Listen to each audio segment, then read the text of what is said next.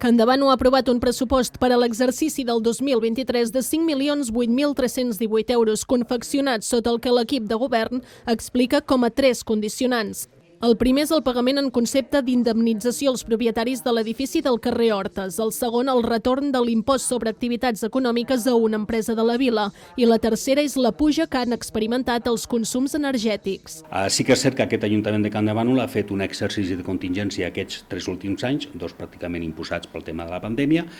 i la veritat és que està en una situació financera i econòmica molt bona per poder acometre aquestes inversions, evidentment concertar aquests préstecs sense que el rati d'endeutament pugi massa. Esquerra Republicana ha votat en contra i la CUP s'ha abstingut atesa la falta d'algunes partides que ambdós grups municipals creuen necessàries i que no s'han inclòs en el pressupost. Ni cap pla d'estalvi d'aigua, ni cap pla de suficiència d'energia, ni cap pla de foment del reciclatge, ni cap pla per abaratir la despesa dels residus urbans, ni cap pla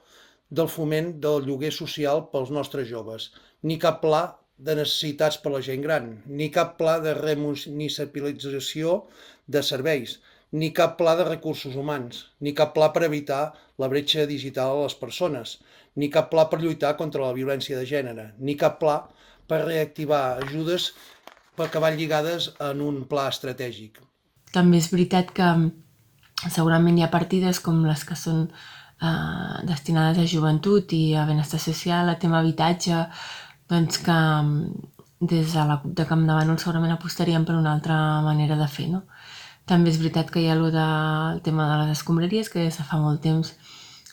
estem demanant, que vam sol·licitar que es fes una comissió per poder començar a treballar de la recollida porta a porta i tampoc s'ha fet. El pressupost és inferior a l'exercici anterior, tot i que l'equip de govern apunta que s'ha detallat segons les necessitats de la vila.